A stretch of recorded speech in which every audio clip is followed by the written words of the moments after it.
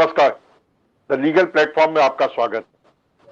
आज हम बात करेंगे यूएपीए कानून से जुड़े कुछ मुद्दों की। हाल ही में यूएपीए को लेके जो दिल्ली में पिछले साल दंगे हुए थे, उसमें दिल्ली हाईकोर्ट ने कुछ टिप्पणियां की और उसके बाद सुप्रीम कोर्ट ने जब ये मामला गया तो सुप्रीम कोर्ट ने दिल्ली हाईकोर्ट की टिप्पणियों को और उनके फैसले में जिस तरीके से इस कानून की व्याख्या की गई उसको लेके कुछ टिप्पणियां की। हमारा मुद्दा वो टिप्पणियां नहीं है, हमारा मुद्दा उससे थोड़ा सा आगे का है कि जिन लोगों के खिलाफ यूएपीए लगाया जाता है, या अगर कहें तो एक दूसरा जो मामला है देशद्रोह का, सेडिशन का जो मामला है, वो उसके आरोप लगता है, या किसी और तरीके की सजा का जो कानून के उल्लंघन का आरोप लगता है, उसको लेके जो लोग जेल में बंद रहते हैं, जिनका ट्रायल समय पे नहीं होता या लंबे समय तक ट्रायल चलता है और उसके बाद वो लोग छूट जाते हैं, बेदाग निकल आते हैं।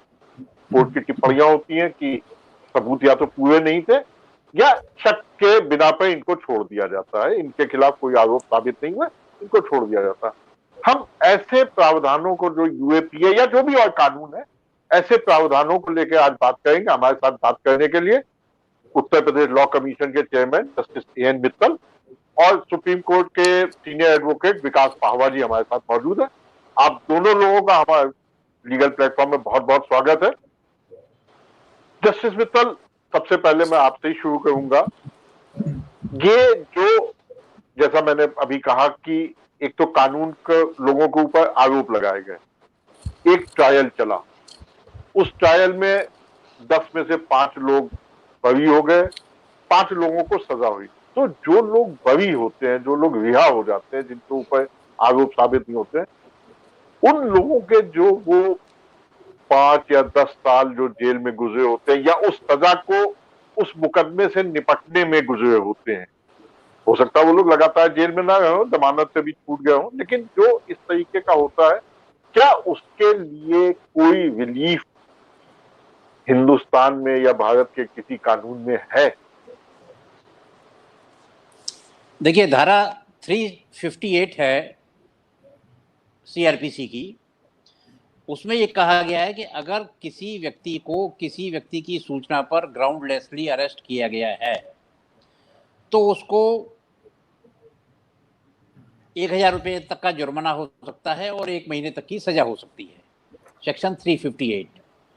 दूसरा सेक्शन 182 है इंडियन पिनल कोड का, जो ये कहता है कि कोई व्यक्ति अगर जानबूझ करके या ये विश्वास करते हुए कि वो गलत एविडेंस दे रहा है तो उसको भी सजा का प्रावधान है। जहाँ तक आपने एक्विटल का प्रश्न उठाया, एक्विटल के बहुत से कारण होते हैं।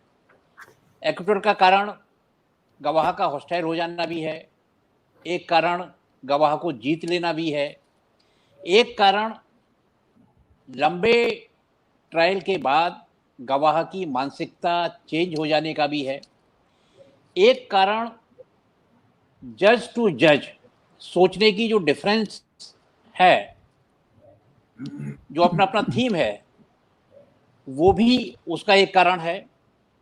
बाज़ दफ़ा पार्टीज में आपस में कंप्रोमाइज़ भी हो जाता है लॉन्ग रन में, वो भी एक कारण है। एक कारण ये भी हो सकता है कि दोनों पार्टीज के बीच में किसी थर्ड पार्टी ने कोई कंप्रोमाइज़ करा दिया है, या दोनों पार्टीज की परिस्थिति कोई ऐसी हो गई है कि जिसकी वजह से वो अब मुकदमा आगे नहीं लड़ना चाहते हैं। मैंने तो यहाँ तक देखा है कि दहेज हत्या के मामले में पिता, जिसने कि फर्स्ट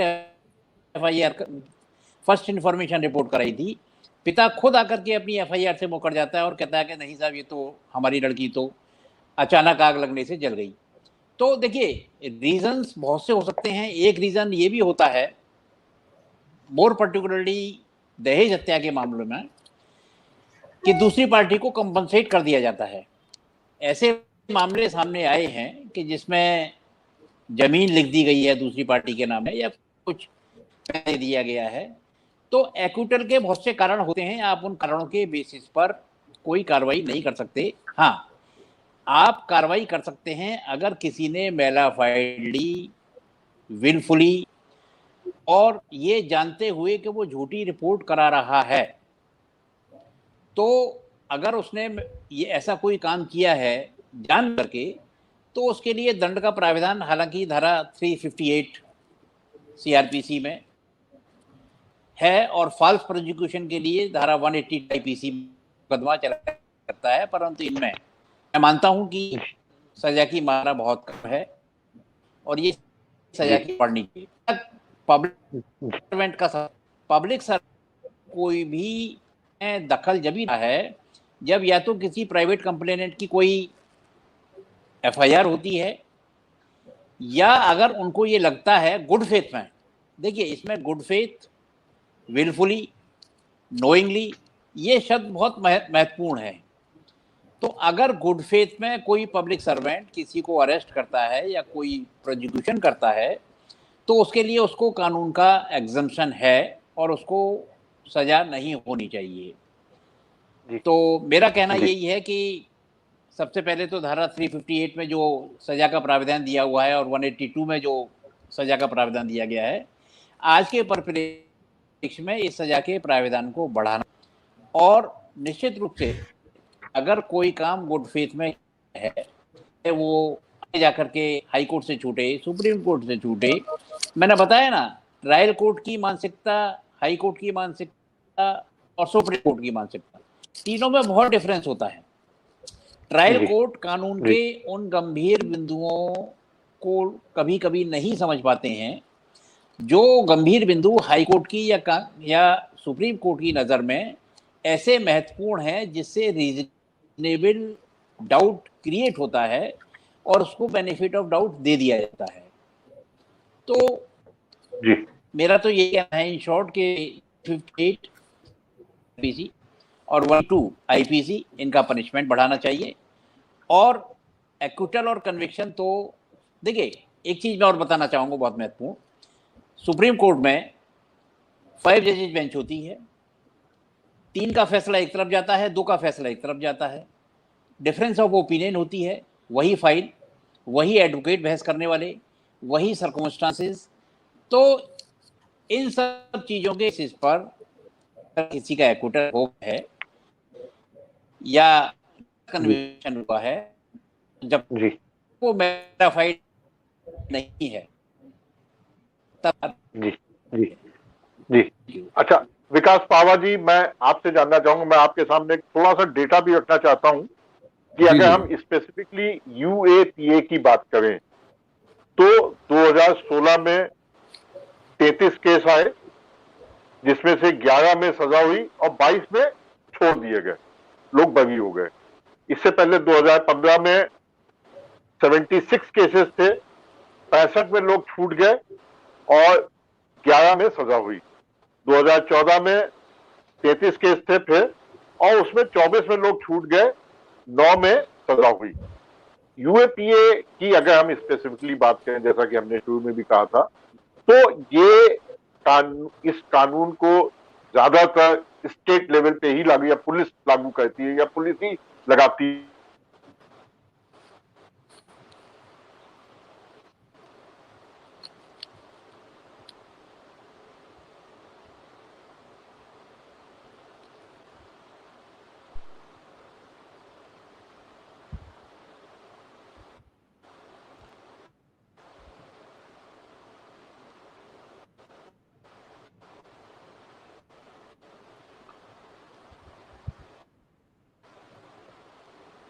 मैं सवाल दोबारा पूछूंगा, कुछ कनेक्टिविटी का इशू आ गया तो मैं सवाल दोबारा पूछ रहा हूँ।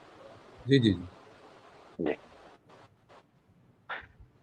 पावा जी, मैं आपसे जानना चाहूंगा, मैं आपके सामने कुछ आंकड़े रख रहा हूं कि 2014 में यूएपीए की जहां तक बात है,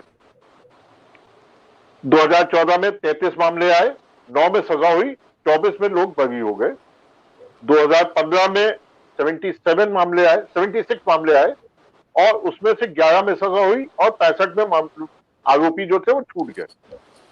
2016 में भी 33 मामले आए, 22 में आरोपी छूट गए, 11 में सजा हुई। तो ये जो और यूएपीए जो है वो जितने भी ऑफेंस है वो ज्यादातर पुलिस की तरफ से होते हैं और सडनली इधर जो है यूएपीए का इस्तेमाल कुछ बढ़ गया है। ये भी बात है कि उसको लेके हाई कोर्ट्स ने अलग अलग तरीके की टिप्पणियां की हैं सुप्रीम कोर्ट ने भी कुछ टिप्पणियां की हैं, यहाँ तक कि सेडिशन के मामले में, अगर मैं सेडिशन का एक स्पेसिफिक एग्जांपल दे रहा हूं कि विनोद दुआ के जो पत्रकार विनोद दुआ, उनके खिलाफ जो मामला FIR दर्ज हुई थी सेडिशन की, उसको सुप्रीम कोर्ट ने खारिज कर दिया, रद्द कर दिया और कड़ी टिप्पणियां भी की। तो क्या ये जो UAPA वाले मामले, क्या आपको लगता है कि स्टेट कहीं ना कहीं थोड़ा विंडिक्टिव हो रहा है अपने खिलाफ जो आलोचनाओं को लेकर, और उसकी वजह से ऐसे केसेस बढ़ रहे हैं और इसीलिए एक्विटल भी ज्यादा हो रहा है क्योंकि केस कुछ होता नहीं है? देखिए, UAPA की जिसकी आप बात कर रहे हैं, अनलॉफुल एक्टिविटीज प्रिवेंशन एक्ट, इसमें जो प्रोसिक्यूशन होता है वो टेररिस्ट एक्टिविटी के लिए होता है और टेररिस्ट एक्टिविटी इसमें डिफाइंड है और उसकी पनिशमेंट भी दी हुई है and punishment is up to death. तो इसमें तो कोई दो राह नहीं है कि UAPA हमारी कंट्री का सबसे ज़्यादा स्ट्रिंजेंट एक्ट है आज की डेट में। और आपके जो आंकड़े अभी आपने मुझसे शेयर कर रहे हैं, उसमें आंकड़ों को अगर आप कैलकुलेट करेंगे, मैंने कैलकुलेट करके देखा करीब 60 to 70% और 2016 में तो शायद 80% एक्विटल रहा। 66 में से अगर आप कहते हैं कि मोर देन 40 से ऊपर होते हैं या, तो वो अराउंड 60-70% एक्विटल होता है। देखिए, कोई भी एक्ट में केस फाइल करना तो बहुत आसान है। जैसे UAPA में क्या है, UAPA में आपके एक, क्योंकि स्पेशल एक्ट है तो इसमें बेल का भी जो प्रोविजन है वो नॉर्मल CRPC के बेल के प्रोविजन नहीं लागू होते, उनका स्पेशल प्रोविजन लागू होता है। उसमें प्रोहिबिशन है, उसमें ट्विन टेस्ट है, जब तक ट्विन टेस्ट जो है वो सेटिस्फाई नहीं होगा तब तक बेल नहीं मिलेगी। तो अगर UAPA में किसी एक्यूज को इम्प्लीकेट किया गया है तो ये समझिए कि उसकी बेल होना तो बहुत मुश्किल है। और अगर दिल्ली हाई कोर्ट ने बेल दी, दिल्ली हाई कोर्ट ने अभी जो रिसेंटली राइट वाले केसेस में, उसमें पिंजरा तोड़ वाले केस में शायद बेल दी है, तो उसमें उन्होंने 60-70 पेजेस का, 100 पेजेस का जजमेंट लिखा। तो आप ये देखिए, UAPA में नॉर्मल बेल फाइल नहीं होती, हर ऑर्डर जो है वो अपीलेबल होता है, उसकी एक अपील, स्टैट्यूटरी अपील होती है। और अगर कोई कोर्ट बेल दे रही है तो उसको लिखना पड़ेगा कि हाँ, मैंने पूरा का पूरा रिकॉर्ड देखा और रिकॉर्ड देखने के बाद मुझे लगा कि accused is not guilty of the offence in which he or she is charged. So the test of bail is very high. तो ऐसे केसेस में, क्योंकि ये सरकार के पास तो ये ऑप्शन है ही है कि आप कोई भी किसी भी केस को चाहे किसी में भी डाल दीजिए। ऐसे UAPA का एक केस मैंने अभी रांची हाई कोर्ट में आर्ग्यू किया और उसमें हमने बेल की जगह सीधा कॉशिंग लगाई, और कॉशिंग पिछले 1 साल से अभी कॉशिंग की हियरिंग चल रही है, क्योंकि जो सरकारी वकील है वो कन्विंस नहीं कर पा रहा है कि UAPA लगा कैसे, लेकिन लगा दिया उन्होंने। तो किसी भी एक्ट को लगाना बहुत आसान है, उसको जस्टिफाई करना बड़ा मुश्किल है, जिसकी वजह से आपने मुझे आंकड़ों में दिखाया है कि एक्विटल हो रहे हैं। Now coming to your question कि अगर ऐसे एक्विटल हो रहे हैं तो एक्यूज के पास क्या लीगल राइट है। अब जज साहब ने दो आपको प्रोविजन बताए, 182 और एक और बताया 356, जिसमें कि कॉम्पेंसेशन होता है फॉर रॉन्गफुल अरेस्ट। ना उसमें अगर आप 182 में देखेंगे तो उसकी सजा कितनी है, 6 महीने। फाइन कितना है, 1000 रुपीज। ऐसे ही रॉन्गफुल अरेस्ट में भी फाइन केवल 1000 रुपीज है। तो ये बात तो पक्की है, जज साहब भी इस बात को मानते हैं कि CRPC में ऐसे प्रोविजन नहीं है जो एक्यूज्ड को रॉन्गफुल अरेस्ट या रॉन्गफुल प्रोसिक्यूशन के लिए कोई कॉम्पेंसेशन दें। कॉम्पेंसेशन 357A में केवल विक्टिम को मिलता है। तो लॉ कमीशन ऑफ इंडिया ने 2018 में उन्होंने ये प्रोविजन सरकार को दिया कि जो विक्टिम की डेफिनेशन है, जो आपने अभी CRPC में इंट्रोड्यूस करी है सेक्शन 2WA में, उसमें आप विक्टिम को accused who is a victim of false implication को भी आप विक्टिम मानिए और उसको भी कॉम्पेंसेशन दीजिए।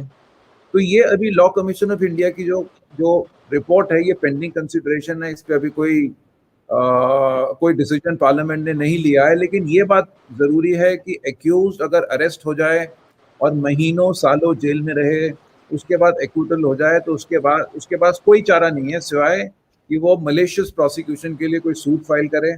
और वो सूट जो है, आपको पता ही है, हमारी कंट्री में सालों साल में डिसाइड होता है मलेशियस प्रोसिक्यूशन का सूट। मैंने तो अपनी लाइफ टाइम में ज्यादा डिसाइड होते हुए नहीं देखा।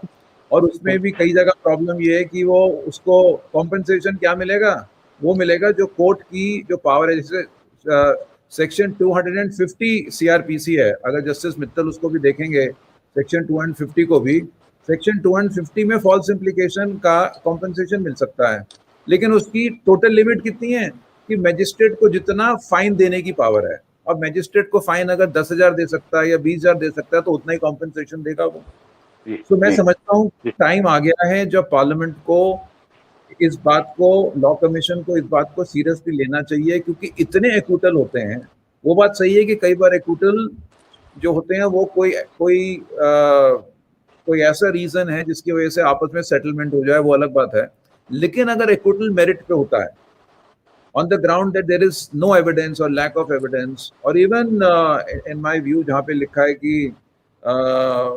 reasonable doubt हो, वहाँ पे compensation जरूर होना चाहिए। इससे क्रिमिनल जस्टिस सिस्टम थोड़ा सा कंट्रोल हो जाता है। कम से कम पुलिस में या कंप्लेनेंट में कोई भी फॉल्स कंप्लेंट फाइल करने से पहले उनको ये लगेगा कि मैंने फॉल्स कंप्लेंट फाइल किया, कल अगर एक्यूटल हो गया तो मुझे 2 करोड़ रुपए देने पड़ेंगे।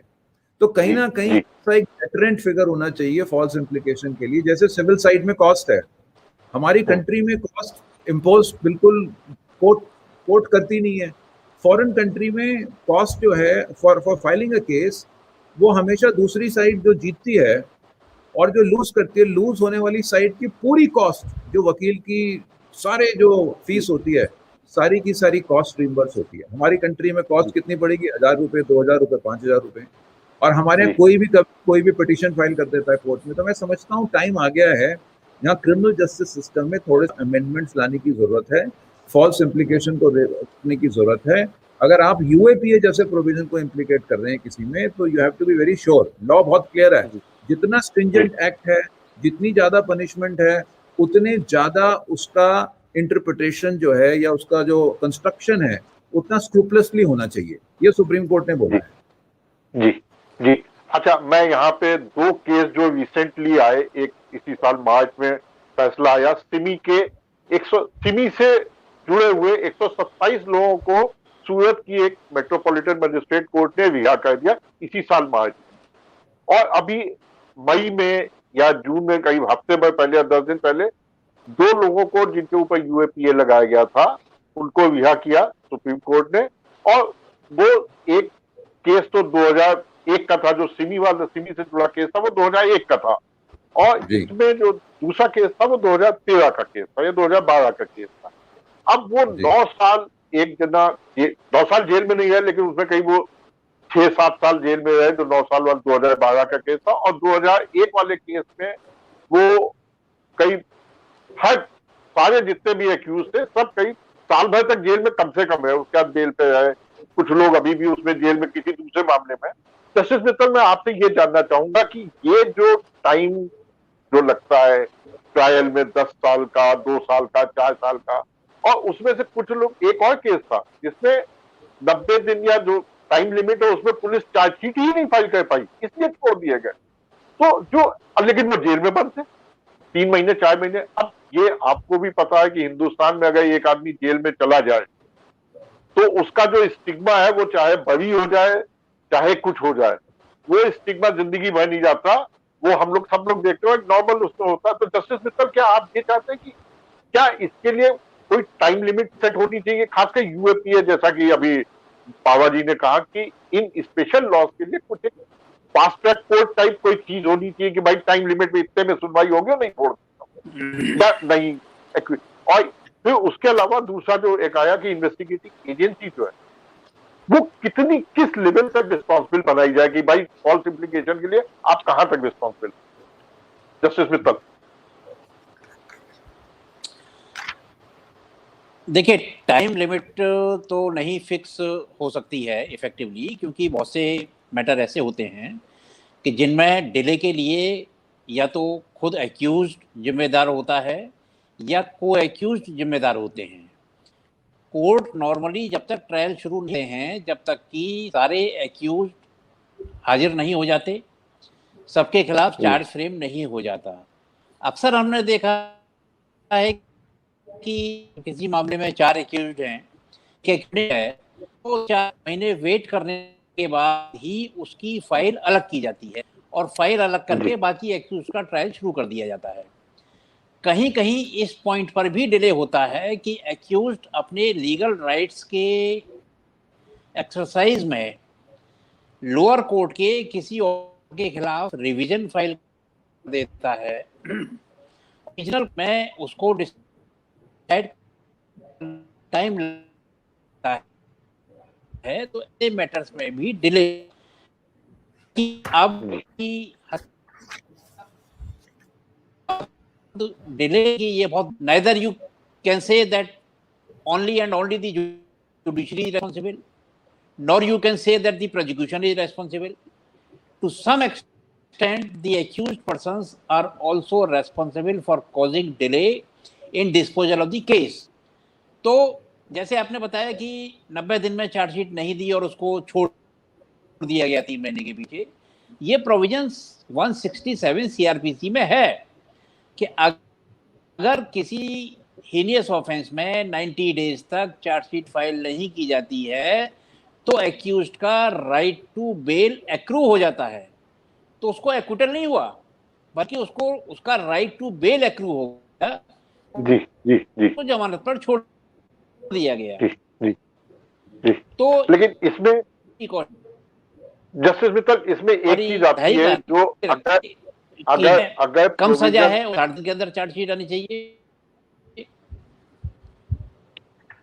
जस्टिस मित्तल, इसमें एक जो बात है कि जो 90 दिन का जो टाइम तय किया गया या जो भी टाइम लिमिट तय की गई है चार्जशीट फाइल करने के लिए, वो क्या कहते हैं, किसकी जिम्मेदारी? वो तो प्रोसिक्यूशन की जिम्मेदारी है कि 90 दिन या जो भी टाइम लिमिट है उसमें चार्जशीट फाइल हो। तो कहीं ना कहीं ढिलाई उन्हीं की तरफ से होती है, तभी चार्जशीट नहीं फाइल हो पाई। दो ही तो उसके लिए जिम्मेदार तो वही होने चाहिए, कोई और क्यों जिम्मेदार, और उसकी सजा कोई और क्यों भुगते? नहीं, जिम्मेदारी इन दी सेंस वो एक्विटल नहीं है। अगर 60 डेज में या 90 डेज में, दो ही लिमिटेशन है। अगर 60 डेज में या 90 डेज में चार्जशीट फाइल नहीं होती है तो एक्यूज्ड को राइट टू बेल एक्रू हो जाता है। उसको राइट टू एक्विटल एक्रू नहीं होता, उसका एक्विटल नहीं होता, बल्कि उसको जमानत मिल जाती है। और उसके बाद अगर मान लीजिए वो उसका कन्विक्शन होता है तो वो पीरियड उसमें सजा में किया जाता है, कायदा शामिल किया जाता है और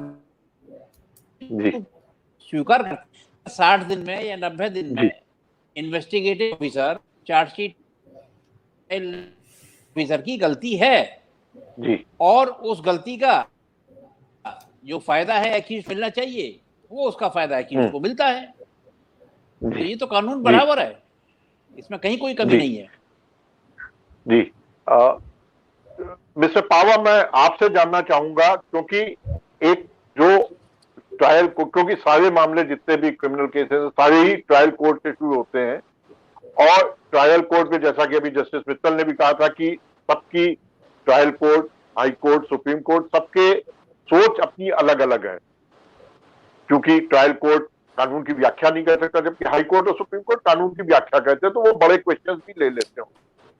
मैं इस बात को मानता हूं, लेकिन कानून तो वही है और कानून की व्याख्या भी लगभग उसी तरीके से होती है। क्योंकि मेरे सामने एक केस है, Balwant Singh versus Amarinder AMR NR others and state of Punjab का एक केस है, जिसमें UAPA लगाया गया और उसमें सुप्रीम कोर्ट ने बाद में कहा कि सिर्फ खालिस्तान जिंदाबाद बोल देना ही UAPA का या सेडिशन लॉ का वो नहीं बन सकता, आधार नहीं बन सकता। ये चीज, क्योंकि ये कानून में सारी व्याख्या की, टेररिज्म का जैसा भी आपने भी बताया कि कानून में टेररिज्म की पूरी व्याख्या, और दिल्ली हाईकोर्ट ने भी पूरी उसकी व्याख्या दोबारा की, हालांकि सुप्रीम कोर्ट ने उस पर आपत्तियां दर्ज कराई हैं, टिप्पणियां की हैं, तो वो एक अलग बात है। लेकिन ये सारी चीजें, तो ऐसे मामलों में मेरा सवाल यहाँ पे ये होता है कि जिस आदमी को साल भर जेल में रख दिया गया या 5 साल जेल में बंद रहा, उसका आगे का भविष्य तो बिल्कुल बेकार हो गया। वो कहीं भी मिस्टर पावा, मैं ये जानना चाहूंगा कि जो 10 साल गए, जो उसका, क्योंकि कहीं भी आप फॉर्म भरिए नौकरी के लिए, कहीं भी तो एक उसमें कॉलम होता है, क्या आपको कभी सजा हुई है, क्या आपको कभी, क्या आपके खिलाफ मुकदमा चला है या आपके खिलाफ मुकदमा चल रहा है।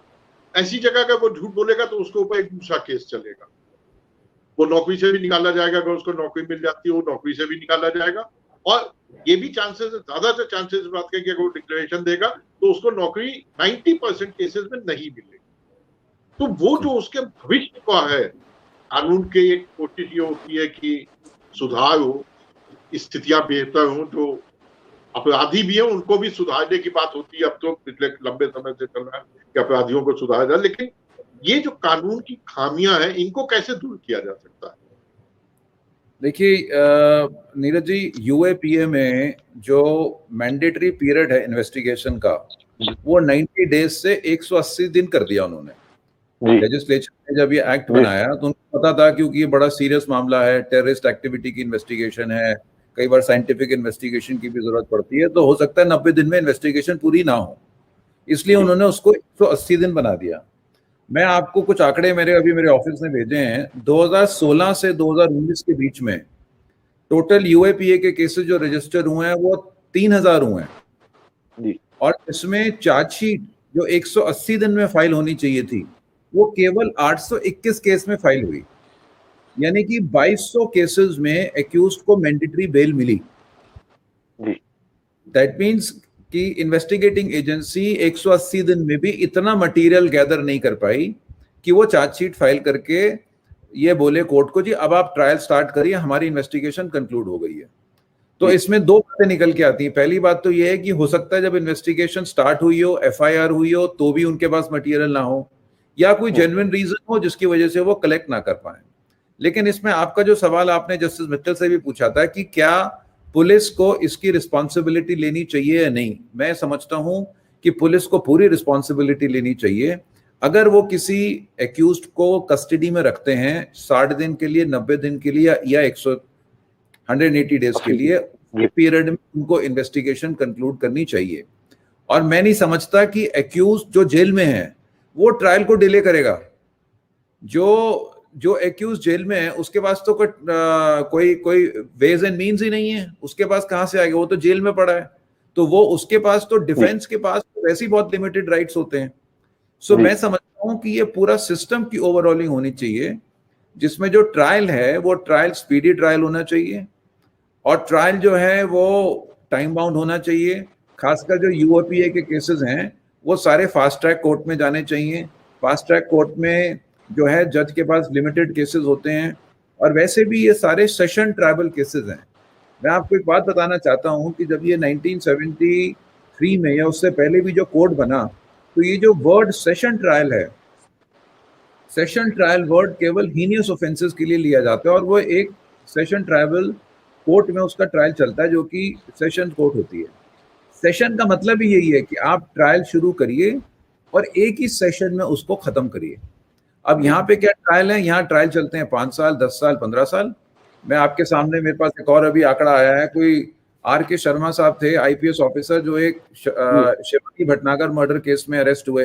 वो सजा भी बाद में उन्हें 5 साल में उनको ट्रायल में सजा हुई, और 5 साल में 4.5 साल में हाई कोर्ट ने उनको एक्विटल कर दिया। ना ट्रायल कोर्ट ने कभी बेल दी, ना हाई कोर्ट ने कभी बेल दी, लेकिन हाई कोर्ट ने एक्विटल कर दिया। तो एक सवाल मैं अपने आप से पूछना चाहता हूँ एज ए डिफेंस काउंसिल, कि जिस केस में अल्टीमेटली एक्विटल हो रहा है, क्या वो केस इतना हीनियस था या इतना सीरियस था कि उसमें एक्यूज को कभी बेल ही नहीं मिली? कि एक्यूज को बेल तो रिफ्यूज किया रही है, 9 साल तक बेल रिफ्यूज करी, लेकिन अल्टीमेटली उसको एक्विटल दे दिया। तो ये कहीं ना कहीं मैं समझता हूँ कि हमारे जो क्रिमिनल जस्टिस सिस्टम में कुछ ऐसी खामियां हैं जिसमें ट्रायल जो है वो बहुत फास्ट ट्रैक ट्रायल होना चाहिए, टेक्नोलॉजी का यूज होना चाहिए। आजकल वीडियो कॉन्फ्रेंसिंग की फैसिलिटी इतनी ज़्यादा अवेलेबल है, सारे जो बयान हैं, विटनेसेस के स्टेटमेंट हैं, वो टेक्नोलॉजी पे हो सकते हैं। और जो ट्रांसक्रिप्ट है या जो टाइपिंग है, पहले टाइपराइटर होती थी, पहले जो है वो पहले अपना कोर्ट में विटनेस आके बयान देता था, एक एक लाइन में होता था। आजकल बयान फॉरेन कंट्री में, जैसे मैं और आप बात कर रहे हैं, इस तरीके से बयान डिजिटली रिकॉर्ड होते हैं। जी। मैं खुद ग्रीस में ट्रायल करने के लिए गया और मैंने 22 विटनेस सुबह से लेके शाम तक 22 विटनेस रिकॉर्ड होते हुए देखे। उसमें कोई टाइपराइटर नहीं था, उसमें कोई कंप्यूटर नहीं था, लेकिन वहाँ जो माइक्रोफोन्स लगे हुए थे जिसके ऊपर क्रॉस एग्जामिनेशन चल रहा था, जज भी क्रॉस एग्जामिन कर रहा था, डिफेंस भी क्रॉस एग्जामिन कर रहा था, और एग्जामिनेशन इन चीफ स्टेट का काउंसिल कर रहा था, और वो ऐसे कर रहे थे जैसे हमारा बात कर रहे हैं। सो इस तरीके से अगर डेपोजिशन रिकॉर्ड हो तो मैं समझता हूँ कि हमारा 5 साल का काम 6 महीने में पूरा हो सकता है। सो टेक्नोलॉजी यूज करना जरूरी है, और जो जजेस की वैकेंसी है वो फिल होनी जरूरी है, और जो एडजर्नमेंट है वो एडजर्नमेंट नहीं होनी चाहिए। जैसे हमारे यहाँ कोल ब्लॉक के केसेस हैं, अपने दिल्ली में चल रहे हैं। कोल ब्लॉक के केस में केवल उनके सामने 2 केस होते हैं रोज, और बहुत जल्दी 6-6 महीने में ट्रायल सारे खत्म हो रहे हैं। तो कुछ इस तरीके का जो मॉडर्नाइजेशन है इसका क्रिमिनल जस्टिस सिस्टम का, वो लेके आना चाहिए। लेकिन एक मैं और टिप्पणी करना चाहूंगा, जज साहब ने जैसे बोला कि हाई कोर्ट और सुप्रीम कोर्ट के जजेस जो हैं वो प्रोबेबली ज्यादा आई वुड से बोल्ड होते हैं। मैं इससे बिल्कुल इस बात से नहीं मानता। मेरे को लगता है कि जो ग्रास रूट लेवल पे जस्टिस हो सकता है वो हाई कोर्ट और सुप्रीम कोर्ट में नहीं हो सकता। हर आदमी हाई कोर्ट सुप्रीम कोर्ट नहीं पहुंच सकता। सो हमारी जो फंक्शनल कोर्ट्स हैं, हमारे जो डिस्ट्रिक्ट जजेस हैं, हमें उनको स्ट्रेंथन करना है, हमें उनको ट्रेन करना है, जिससे कि एक्यूज को से पहली कोर्ट में ही जस्टिस मिले। ये अभी जस्टिस चंद्रचूड़ ने मिस्टर अर्नब गोस्वामी के केस में नीचे सेशन जजेस के बारे में पूरा आधा पेज लिखा, 1 पेज लिखा, ये बताते हुए कि सबसे important courts criminal justice system की नीचे के जो हैं कोर्ट्स हैं वो है सेशंस कोर्ट है। तो हमें सेशंस कोर्ट को स्ट्रेंथन करना है, उनके जजेस को कॉन्फिडेंस दिलाना है कि भाई आपको जस्टिस देना है। आप ये मत कहिए मैं तो कन्विक्शन कर रहा हूँ, हाई कोर्ट से जाके एक्विटल ले लो। तो ऐसी जो मानसिकता है वो मेरे हिसाब से वो अच्छी मानसिकता नहीं है हमारे सिस्टम के लिए। जी जी। अच्छा जस्टिस मित्तल, आपसे मैं जानना चाहूंगा कि जो ऐसे मामलों में एक्विटल हुआ, या जो क्या कहते हैं बेल पे भी, अगर बेल पे भी छूटे, या जैसा कि अभी पावा साहब ने बताया कि एक केस था जिसमें सजा नहीं मिली, सजा मिली और एक्विटल हुआ लेकिन बेल नहीं मिली, पूरे 9 साल या जितने साल भी टोटल केस चला उसमें बेल नहीं एक बार भी, लेकिन एंड में वो छूट गए।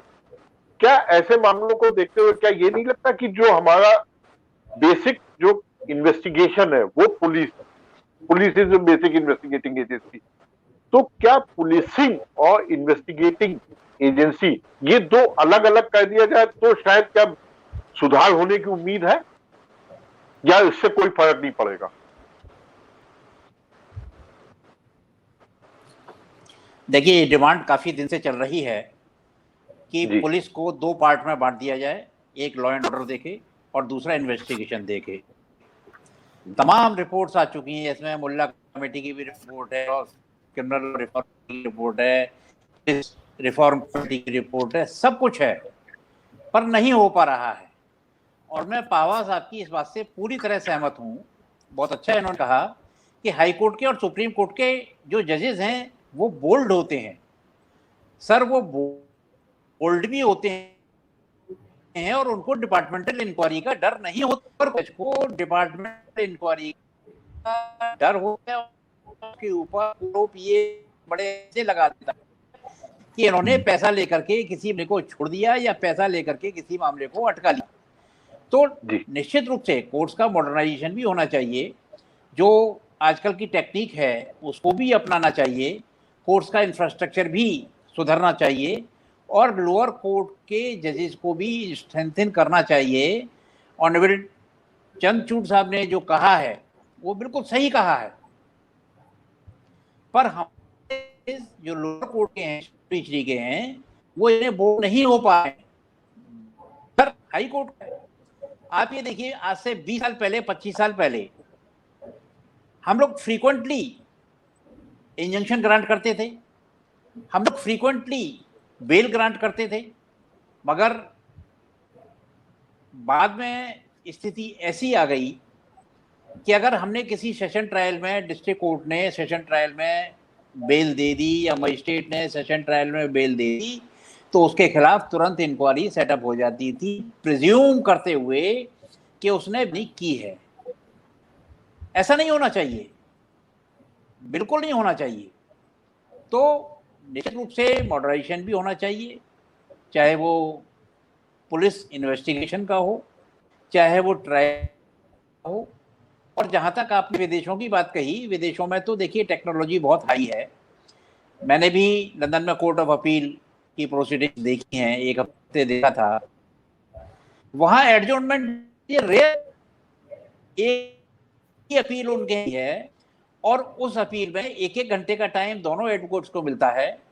1 बजे तक उनका लॉ क्लर्क फैक्ट्स को तैयार करके रखता है और लंच के बाद जज साहब एक में डिक्टेशन दे करके 3 बजे इनवेरिएबली जजमेंट प्रोनाउंस कर देते हैं।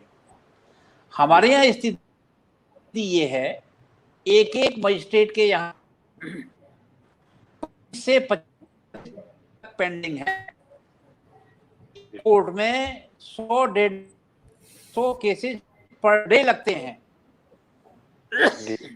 तो पॉपुलेशन को देखते हुए जजेस की संख्या बहुत कम है, जजेस के जो इंफ्रास्ट्रक्चर है वो बहुत कम है, लोअर जुडिशरी पर जो विश्वास हाई कोर्ट और सुप्रीम कोर्ट को होना, सुप्रीम कोर्ट तो मैं नहीं कहूँगा, विश्वास हाई कोर्ट को होना चाहिए, वो विश्वास नहीं है। बहुत से इसके फैक्टर्स हैं और इसमें सेफर साइड फिर ये अडॉप्ट की जाती है। हालांकि ये मैं इसको सपोर्ट नहीं करता, बिल्कुल सपोर्ट नहीं करता, पर सेफर साइड ये अडॉप्ट की जाती है कि हम तो बेल खारिज कर रहे हैं, आप ऊपर वाली अदालत से ले लीजिए। बहुत से मैटर्स से भी होते हैं विद ड्यू रिगार्ड, बहुत से मैटर्स ऐसे भी होते हैं जो मीडिया की सफर करता है। तमाम आप केसेस देख लीजिए, रेप के केसेस में रोजाना बेल होती है, सैकड़ों बेल होती है, मर्डर में रोजाना बेल होती है। मैं आशाराम बाबू समर्थक नहीं, मैं उस विचारधारा से हूं। मैं क्वेश्चन पूछता, अगर आपको कोई तक बेल नहीं मिलती, जिनमें शाहजहांपुर का, उसको देख लीजिए, एलिगेशंस काउंटर एलिगेशंस लगे और अल्टीमेटली मीडिया में उछला। तो मेरा कहना यह है कि मीडिया ट्रायल की वजह से भी जजेस, लोअर कोर्ट के जजेस हेजिटेट करते हैं कि उनकी पब्लिक में ओपिनियन क्या जाएगी। तो इन सब चीज़ों पर सेंसिटाइजेशन करने की ज़रूरत है, इन सब चीज़ों में एक स्ट्रेंथन करने की ज़रूरत है, नई टेक्नोलॉजी को अडॉप्ट करने की ज़रूरत है, इंफ्रास्ट्रक्चर को सुधारने की ज़रूरत है। सर पावा सर, मैं आपको बता दूं, अब तो बिजली आ रही है। आज से 5 साल पहले ये स्थिति थी कि 80% जिलों में बिजली आती थी कोर्ट, और उसके ऊपर काला कोट और गाउन पहन करके पसीने पसीने होकर के काम करना पड़ता था। 3 शेड्स में हम लोग गए कोर्ट्स करने के लिए, 4x4 एक कमरा होता था, उसमें हम लोग कोर्ट करते। तो आप को सुधारने की जरूरत है, और जिस स्तर हाई कोर्ट और सुप्रीम कोर्ट होती हैं, नहीं तो उसका कम से कम 10% ही लोअर कोर्ट्स की बिल्डिंग्स पर भी सुधार किया जाए, इंफ्रास्ट्रक्चर दिया जाए, जजेस को ये भरोसा दिया जाए, लोअर कोर्ट के जजेस को, कि आपको अनावश्यक रूप से परेशान नहीं किया जाएगा। जी, तो मैं समझता हूं कि बहुत सी स्थितियां सुधर जाएंगी। जी, मैं इसी सवाल पे, जो आपने कहा कि जजेस को, ये लोअर कोर्ट के जजेस को ये भरोसा दिया जाना चाहिए, मिस्टर पावा, मैं आपसे जानना चाहूंगा, जो जस्टिस मित्तल ने ये बात कही कि लोअर कोर्ट के जजेस को भरोसा दिया जाना चाहिए कि उनको परेशान नहीं किया, क्या आपको ये लगता है, या जैसा अगर देखा भी जाए तो ये जैसा जस्टिस मित्तल ने कहा कि अपनी क्या कहते हैं उनके ऊपर इतना प्रेशर होता है, क्या स्टेट का दखल लोअर जुडिशरी पे कुछ असर डालता है? क्योंकि जो लोअर जुडिशरी एक तरीके से कहीं ना कहीं स्टेट एडमिनिस्ट्रेशन के का दखल कुछ तो होता ही है उसमें, बिल्कुल इंडिपेंडेंट तो नहीं है स्टेट एडमिनिस्ट्रेशन, मतलब जो स्टेट गवर्नमेंट है उससे। नहीं, स्टेट गवर्नमेंट का 0% दखल नहीं होता, स्टेट गवर्नमेंट का 0% दखल नहीं होता, बिल्कुल दखल नहीं होता। जी, देखिए, जो साहब भी कह रहे हैं, उनकी बात से पूरा सहमत हूँ। ये जो आप इंटरफेरेंस की बात कर रहे हैं, ये इंटरफेरेंस आउटसाइड इंटरफेरेंस नहीं है, ये interference with in the judiciary की बात कर रहे हैं।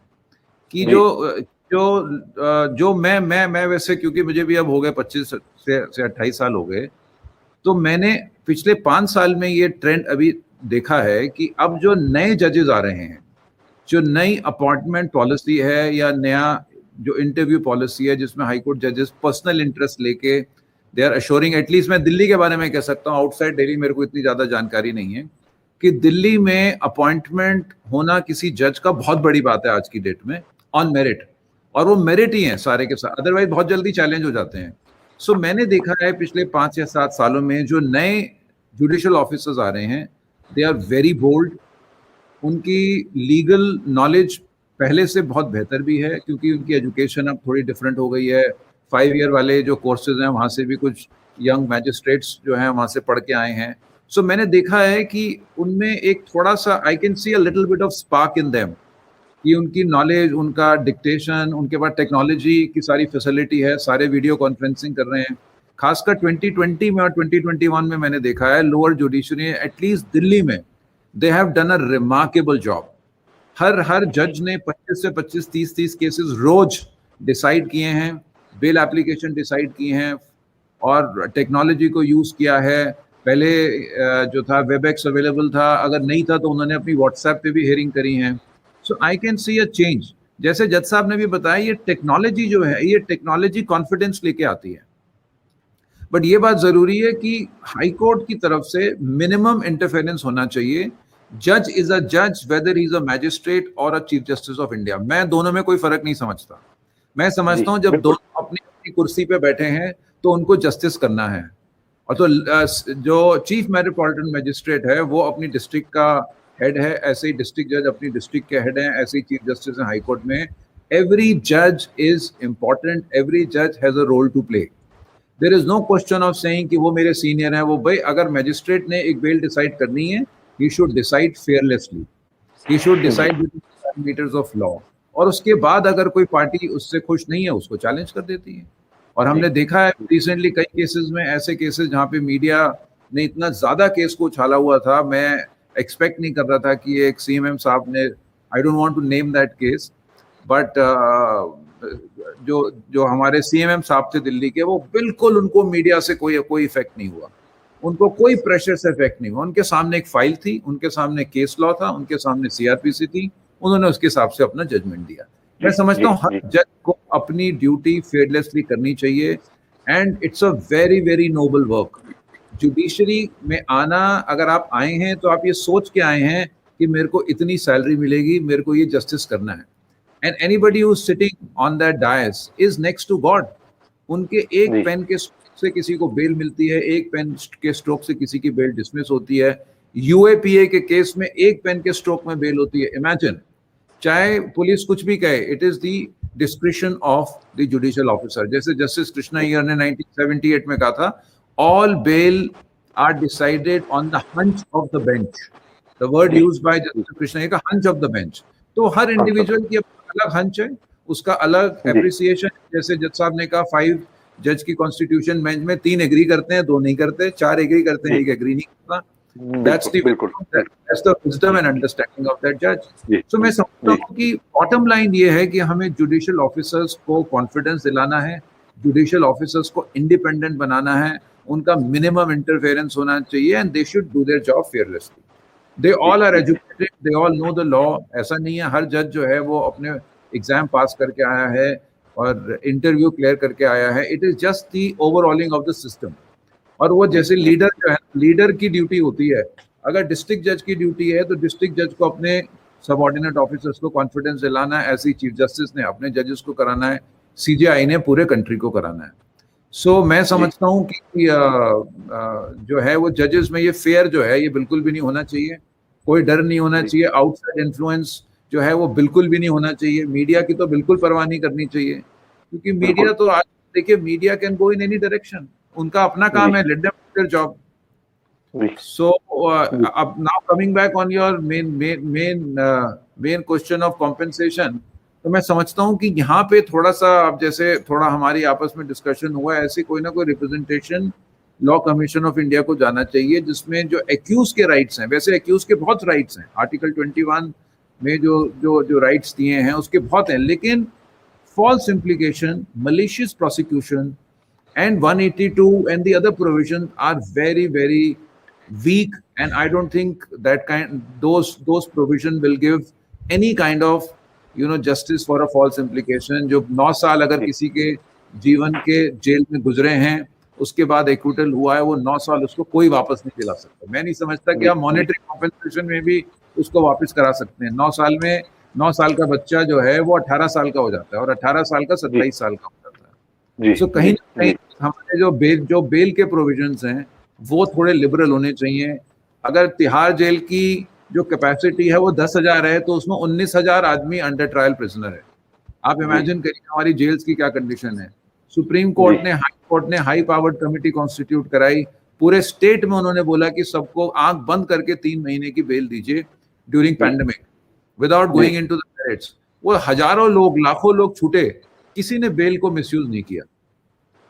सो बेल के प्रोविजन भी लिबरल होने चाहिए और मॉनिटरिंग होनी चाहिए। मॉनिटरिंग आजकल डिजिटलाइज हो गई है।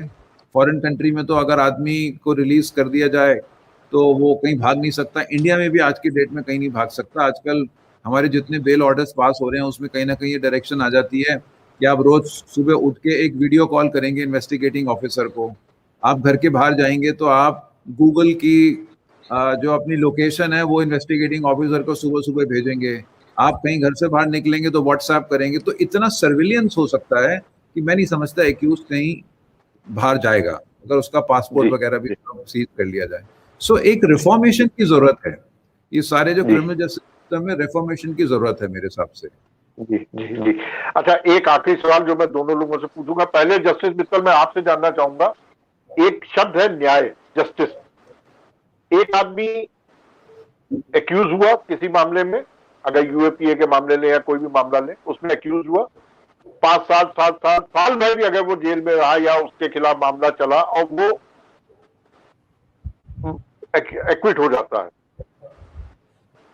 जिस पार्टी ने उसके खिलाफ मुकदमा किया, या अगर वो दो इंडिविजुअल्स का केस है, या प्रोसिक्यूशन जो स्टेट वर्सेस अगर किसी इंडिविजुअल का केस है, अगर वो बरी हो गया, न्याय किसको मिला?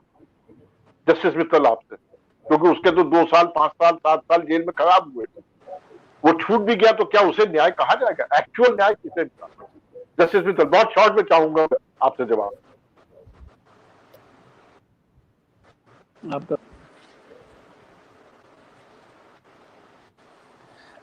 अब देखिए, छूटना और सजा होना ये तो डिपेंड, मैंने जैसे शुरू में ही कहा, बहुत से फैक्टर्स पे डिपेंड करता है।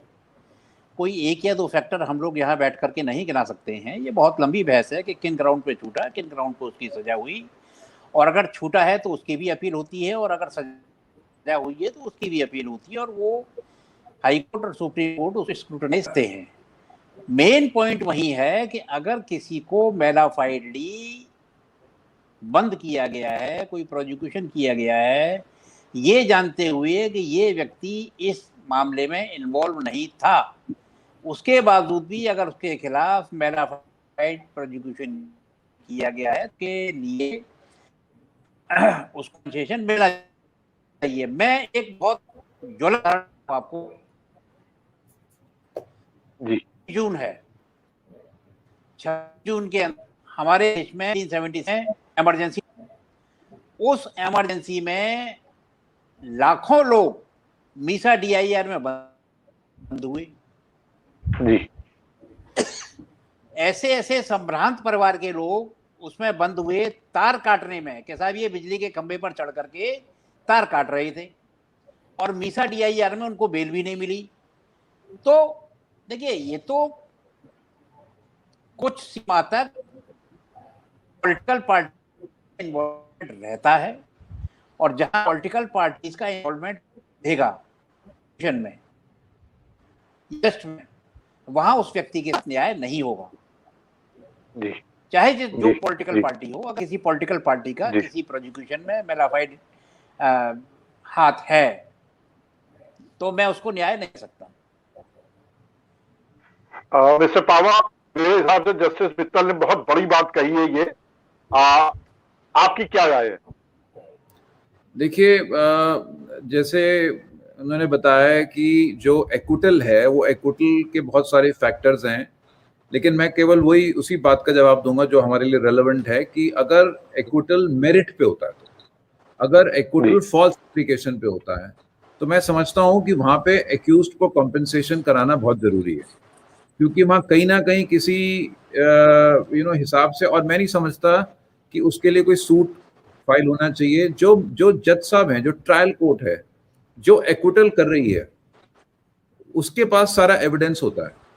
तो अगर आप उसी स्टेज पे ट्रायल कोर्ट को पावर दो कि आप कॉम्पनसेशन दीजिए अगर फॉल्स इम्प्लीकेशन हो और इट्स अ केस जहां पे उसके खिलाफ कुछ एविडेंस हो ही नहीं, और वहां पे जहां पे कोई टेक्निकल ग्राउंड पे, जैसे उसमें एनडीपीएस केस में सेक्शन 50 के ग्राउंड पे एक्विटल हो जाता है, मतलब 50% केसेस जो है, आधे केसेस एनडीपीएस के, वो टेक्निकल ग्राउंड पे एक्विटल होता है, वहां पे कॉम्पनसेशन नहीं होना चाहिए। कॉम्पनसेशन टेबल वही होना चाहिए जहां पे किसी ने किसी को गलत फंसाया, जहां पे आपने बिना एविडेंस के पुलिस वालों ने किसी को अरेस्ट कर लिया, वहां पे अगर आप ट्रायल कोर्ट को अपॉर्चुनिटी देते हो, ट्रायल कोर्ट सारा एविडेंस को अप्रिशिएट करता है और कॉम्पनसेशन अवार्ड करता है, मैं समझता हूँ वहां पे कोई जस्टिस उसको मिलेगा।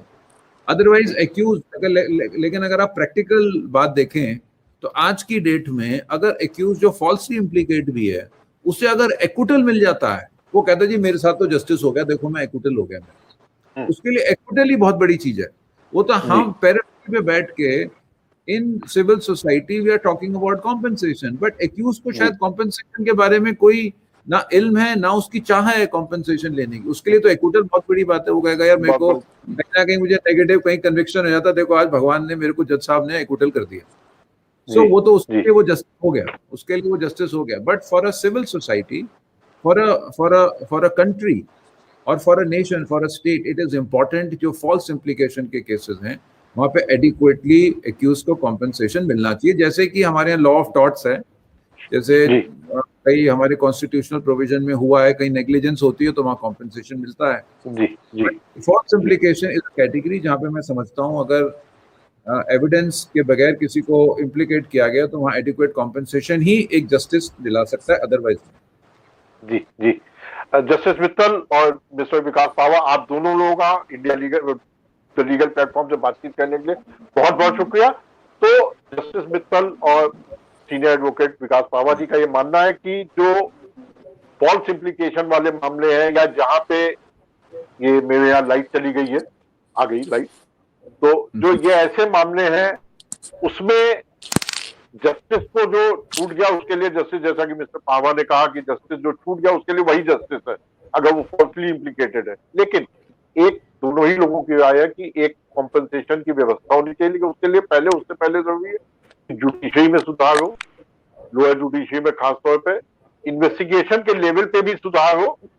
और जस्टिस मित्तल ने एक बहुत बड़ी बात कही कि अगर पॉलिटिकली मोटिवेटेड केसेस हैं तो न्याय मिलना बहुत मुश्किल है। आप दोनों लोगों का द लीगल प्लेटफॉर्म से बात करने के लिए बहुत बहुत शुक्रिया। हम जल्दी ही एक नई शख्सियत के साथ एक नए मुद्दे पे आपके सामने फिर हाजिर होंगे।